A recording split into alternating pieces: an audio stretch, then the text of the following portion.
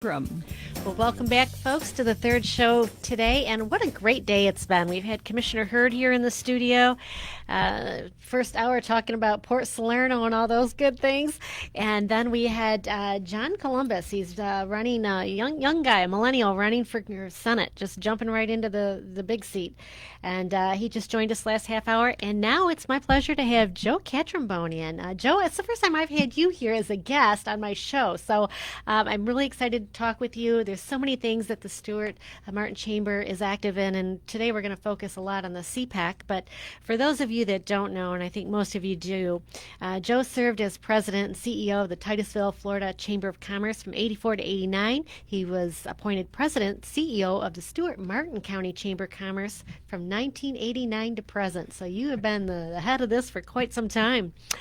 He serves as chairman of the board of Clark Advanced Learning Center. Joe currently serves on the Martin County Emergency Services Steering Committee, Martin County Business Development Board, the Executive Roundtable of the Shared Service Network, FAU Advisory Board for Martin County, and the Planning Committee for Martin County Youth Leadership. He serves as chairman of CPAC and the Martin County Council of Chambers. He received Florida's 1998 Chamber of Commerce Professional of the Year Award, the recipient of the Charlene Hogue Award and the Council on Aging SAGE Award. He has served on the boards of the following organizations: Treasurer, Martin County Fair Association, Palm City Kiwanis Club, Salvation Army, Treasure Coast Film and Visual Arts Society, St. Michael's School, Data Research Center of the Private Industry Council, Witham Field Master Plan Committee, Planning Committee for Tri-County Tech's 50th Anniversary, Chair of the Martin County, my goodness, four-year university committee, and the steering committee of the Community Consensus Conference. President of the Florida Association of Chamber Executives, a statewide organization, member of the board of directors of the Florida Chamber of Commerce, Martin County Economic Summit Steering Committee, and the Alzheimer's Association Greater Palm Beach Chapter Board of Directors in '99, IRCC Business Incubator Advisory Board, and the School Board of Martin County Long Range Planning Committee. Received presidential appointment to the U.S. Selective Service Board in 1996. Treasure Coast Food Bank Advisory Committee, Chair of the Florida Chamber of Commerce Regional Council, Advisory Board of the U.S. Global Leadership, holy moly, coalition. He served on the founding boards of the following organizations. We are almost done: Martin County Educational Foundation, Tykes and Teens Leadership Martin County, and the Martin County Council of the Chambers of Commerce. He was appointed chairman of the Citizens Compensation Advisory Committee by Martin County Commission and City of Stuart, Florida. He's a graduate Institute of Organizational Management, University of Georgia. Prior to his chamber career, Joe was in business as distributor of Hart's Mountain pet supplies for 17 years. In his leisure, he fishes, rides his horse, and enjoys his membership at Banyan Creek Country Club. Oh, well, okay, well, hour's over with, Joe, but you know what? It was great having you here. Thank you. When you're in one place this long, things happen by osmosis. Exactly. And at one time, I couldn't say no. No, you can tell by that resume here. It goes on and on. You have pretty much had your hands in something or another here in the community at one time or another. Pretty much everything, if that makes sense. But I'm so glad you're here to join me here today. I'm honored. Thanks. And I can't imagine. There's so many things we could talk about. Seeing that you've been CEO since '89. Dare I say I was graduating from high school then? Don't tell me that. Now I've shared my age with everybody. Sometimes I wasn't even born yet. Yeah, exactly. Get that too, don't we? But nope, I was just cutting my teeth in the world back then. So I'm sure you've seen so many changes. But, I really wanted to learn more about the Stuart Martin Chamber and the CPAC. What does it do? What's its function? Let me give you, if I may, a little background. Please. And I'm not going to get into personalities or names, but oh shoot, that's the fun part. 80s, the late '80s and through the '90s, from a business perspective, a business person's perspective, or a chamber of commerce perspective, we had a horrible, what we considered anti-business county commission, and it didn't matter what issues came before them, we perceived them as being anti-business votes. So most chambers of commerce don't have political action committees. And the reason, if I may, is there was a law or a provision in IRS laws that said if a 501c corporation, whether it be a C3, is your nonprofit like United Way, or a C6 is like we are, a Chamber of Commerce or a business organization, you could lose, if you took a position in partisan politics, you were liable or could lose your tax-free status. So everyone hid behind that. Let's face it, people, especially chambers of commerce, did not want to go in and support a candidate that might lose. And then you've got an enemy sitting on a board making Right. decisions that would be obviously offended that you didn't support them. Right. So chambers of commerce hid behind that, and some are still hiding behind that. That law was repealed in 1982. Wow. So, but people are still hiding Okay. behind it. We can lose our tax-free status. So I approached our board and I said, listen, we have got to do something to try and change the political climate here. And I was reluctant at first because I knew how everybody felt about chambers getting involved in politics in general. Right. But our board supported it 100% and said, go for it. So in 1998,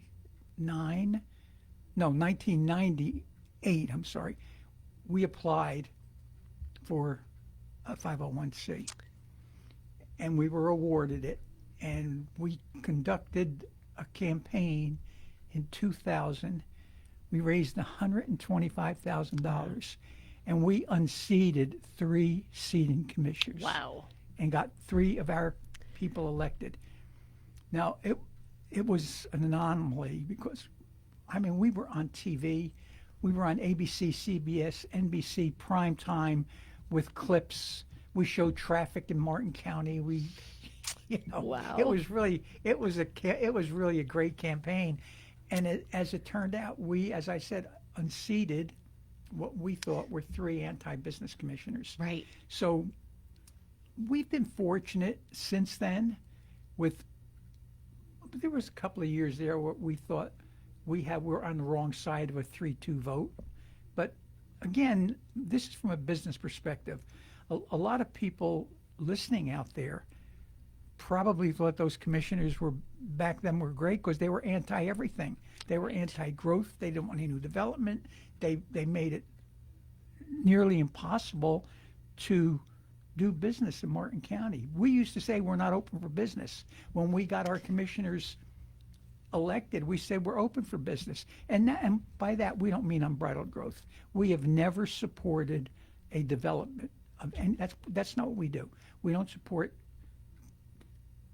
developments that increase the density or the population. What we will do is if we feel, and it happened years ago, it was a service station was trying to open, and the county commission wouldn't give them egress and ingress to get in and out, and they came to us and asked if we could help. And we went to the county commission and we said, listen, they've met all the criteria. They've jumped through all the hoops. Why are you holding up their permit? And we were able to convince the commission at that time to go ahead and give them the permit and allow them to open their service station. So we would support people who had done everything properly, had jumped through all the hoops, followed all the rules, and then were stonewalled. And we saw it happen all the time. It wasn't occasionally. It happened all the time. And eventually it would get approved, but in the meantime, it's costed that person, the developer or the business owner, hundreds of thousands of dollars in legal fees and setbacks and things of that nature. So it was just it was a stalling tactic, almost a tactic that they did to delay and to Delay discourage costs money. development. Yeah. Joe, you're bringing up something. Honestly, the arguments that you're talking about, from 25, 30 years ago are still pertinent today and still relevant today. But you're bringing up a really good point. And one of the arguments today is, we can't afford to live here. And this is the balancing act that we have to do here in this county is, right, we need to bring good paying jobs so we can afford to live here, right? You can't just say no to everything. And there's a balance to that so it doesn't turn into Miami that you always hear or Fort Lauderdale. So that's kind of where your chamber comes in is trying to bring in those beneficial jobs so we're all not working here at minimum wage. We need more than that. Exactly. And so what we do, our goal is to the U.S. Chamber for years. This is not a mystery. Your economic growth in a community comes from within, not external. It comes from within. So if we could go to ABC screw manufacturer and say, hey, who are some of your vendors that you may have a great relationship with that may want to open a small operation here? Or what could we do to help you expand your current business where you can hire more employees? So that's exactly Casey, you're right on target. And, it used to be, back in the day, we would send people who couldn't afford to live in Martin County, would send them to Port St. Lucie. Right. Port St. Lucie is more expensive than we are. Their tax rate has actually surpassed Martin County's tax rate. It has. So now we're sending them to Okeechobee because there are still some affordable areas in Okeechobee where people who want the CEO that brings a business here, he can live in Sailfish Point or behind wherever he chooses to live. But it's the employees that are the problem. So if your employees can't afford to live here locally, you can't run a business. Right. It goes hand in hand. You don't have the employees here that you need to sustain it. We don't have a workforce. Right. We just don't. We never really have had a workforce, and we have a program now called Career Connect Martin that we're trying. In fact, we've placed over 80 people in jobs in the last year. Oh, wow. Wow. Yeah, so we recognize, and if we were to take a survey of our members, 1,500 members, and ask them the number one issue, it would be overwhelmingly we can't hire, especially skilled or trained people. Right. That has been an issue, and I've had Ted Astolfi in here with the Economic Council as well. Yeah. Right. I mean, it's the same Ted's thing. right on top of it. We've been working on that for 25 years. Right. The marine industry, the airline industry. It's amazing how many industries here we don't have the skilled workforce, and those are the good paying jobs. So it all does go hand in hand. It's a real tough thing to balance, and I think that's what's tough for people. And I did just have Commissioner Hurd in here, and she would not be disappointed that I say this. She's a no growth. She came in here and said, "This is what I stand for," and that's kind of what we were talking about is some things that were happening in Port Salerno where she's accused of being not what she has been. So Martin County, it's always kind of to me like a pendulum. It's no growth to growth, and it's trying to find that happy medium that's tough. Well, but Casey, here's an interesting statistic. I use it all the time, and the people who know me probably are tired of hearing me say it. But I think this is important to know. From 1980 to 1990, we doubled our population. We went from 50,000 to 100,000 people in 10 years. We've grown less than 2% a year since then. We're still the most slowest growing county in the state, and people talk about unbridled, rampant growth. A 2% growth is like no growth. Right, and right. And as I said, now we did have that spurt, and I think that was a lot of the people a lot of that were South Floridians. A lot of people come from Miami, that's Miami-Dade, right. even Broward moving north. And here they come to this little beautiful Garden of Eden here in Stuart, and they landed here. And like true. I said, it was doubled our population, but I don't know exactly how it happened, but the skids were put on, and like I said, from 1990 till today, we've grown less than 2% a year. What are some of your successes? I can think of some fantastic companies here. Hog Technologies comes to mind. That's such a great story. Do you know their story? No, please share it. James Crocker, he's the CEO and owner. I don't say it's about many people. He's a genius. He is he started out pressure cleaning driveways. That's what he did. Wow. And I think he has about 12 or 15 different patents, but he developed this machine that would take rubber skid marks off of the runways in airports Okay. and then take that rubber and recycle it and sell it or do whatever he did with it. And he's just expanded Fantastic. now to some of his equipment are bigger than this building. Some of the equipment. Incredible. I've seen some of them on and Facebook. he's just a regular good old boy. He recites poetry for you. He does. Yes, he does. He has Have you some had him good on a ones. program? Yeah, I haven't had him on the program, but I've been in some of the meetings where he Yeah, recited yeah. poetry. It's very good, especially if you for Trump. Yeah. He's good. But Then the chambers. The thing I'm most proud of, and we've done a lot of things, and I have a great staff, and always I call my staff the dream team, and they are. Each one of them are an expert in what they do. They've been with me, some of them 25 years Jeez. or more, Yes. and so, but the thing, I brought leadership here, leadership Martin County.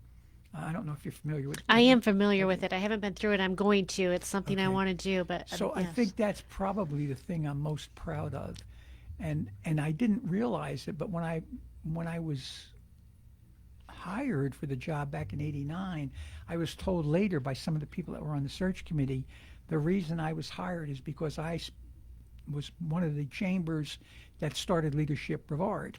Tell us a little bit more what leadership is. I think it's important for folks to understand. If Yeah. you don't know what this program is, you'll wanna explore it. Well, we have it's a 9-month program. It's 1 day a month for 9 months, and we basically take you through the workings, so to speak, of the county.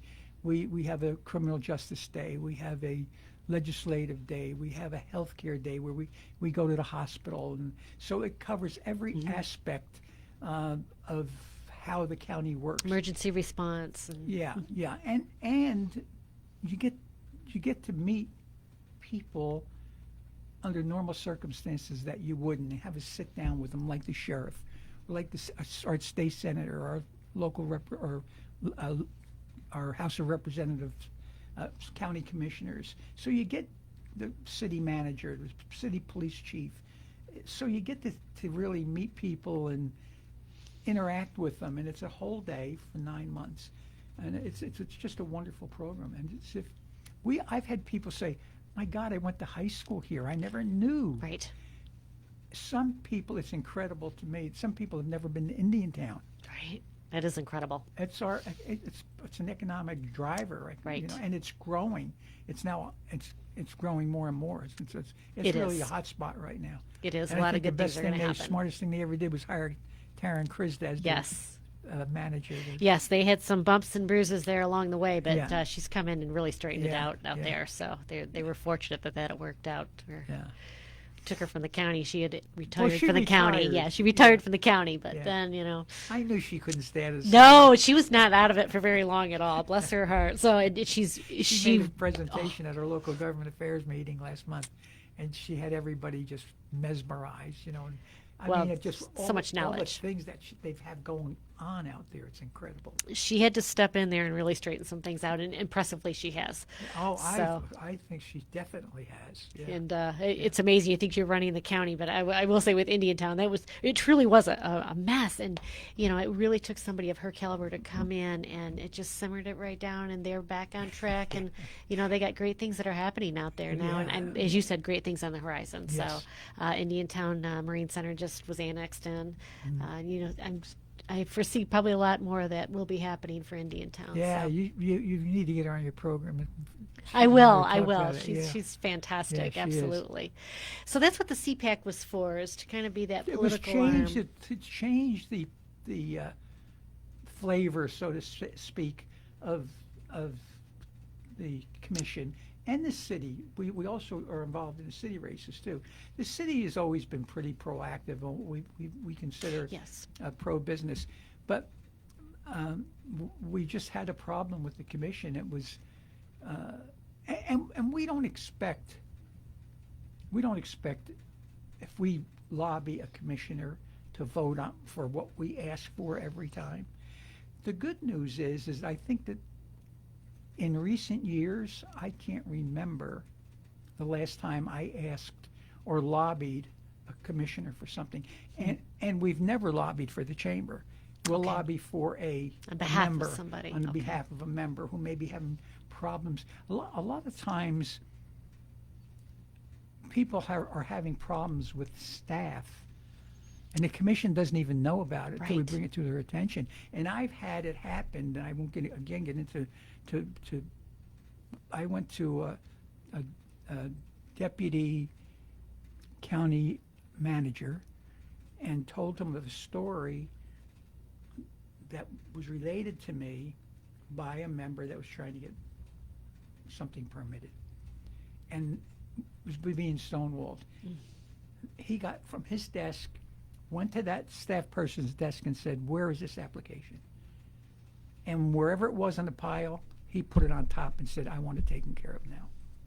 That's what makes a difference. It truly does. Somebody needed you to step in and just help with that one issue for whatever reason. And sometimes it's as simple as, I know it's as simple as a dot in the I or crossing the T. Right. But if they're not given an assistance, if it's put on the bottom of the pile, it'll sit there forever. It gets frustrating for people. So and and it's expensive, as you said. Time is money. So because time is money with you're trying to, especially when you're trying to get your application approved. 100%. Now, is the CPAC made up of the same? Are you CPAC as well as chamber? Is it the same people, just a different designation?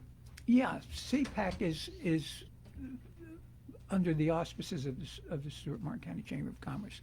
We have a separate board, we have a separate group. We have about 25 people, and we do our homework. For instance, we're currently we waited till all of the applications, the time closed for people who are filing for office.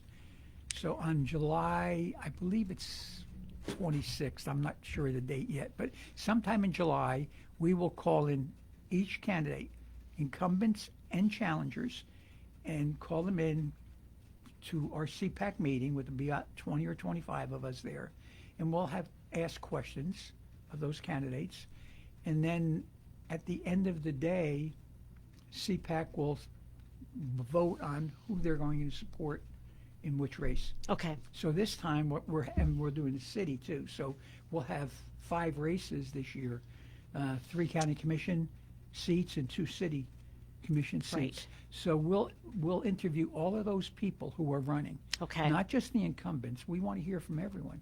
And a couple of years ago, we actually took a no position in a race. Oh, really? Yeah. Now, we don't like to do that, but we just couldn't. People just felt strongly about each candidate, and so we took a no position. No position. Yeah. So that's probably the first and only time we've done that, but that's not out of the question. And I can foresee that this year. I can Could see happen a couple again. of races, yeah. Mm-hmm. Yeah. Well, if they don't support what you're advocating for, what's the point of throwing support behind somebody because they're not exactly. going to support? And the as mission. I said, I can honestly say we do not lobby our county commissioner or our city commissioners. Right. We have enough confidence in them, and we know that decisions they're making are based on their best judgment. Right. That's what we elect them for. We don't elect them to tell them how to vote. We elect them because we trust their judgment, or support them because we trust their judgment. We know their heart's in the right place, and that they're going to be fair. It's going to be a fair and equitable decision, whatever they make. We really feel strongly about that. I can't remember the last time I went to a county commission meeting and said, "Commissioners, please, we need you to support that." I can't remember the last time I did that. How do you feel the tax environment is here for businesses in Martin County? The tax environment with the county. I mean, I know we don't have an income tax. You're talking about like sales tax? So, yeah, just right now, I mean, Probably tax isn't actually the right word. I'm looking for the climate overall for businesses on how expensive it is to do business here in Martin County as opposed to going somewhere else. Part of that is our workforce, what's available and what's not available. Part of it is how supportive our county commission is, our city commission, for getting permits that they need. So tax wasn't the right word, but just the environment. I would say, let's say the business climate. Right. I think it's as good as it's ever been. Okay. And it's again, it's just that we're not lobbying them. They're just making what we feel is the correct decision.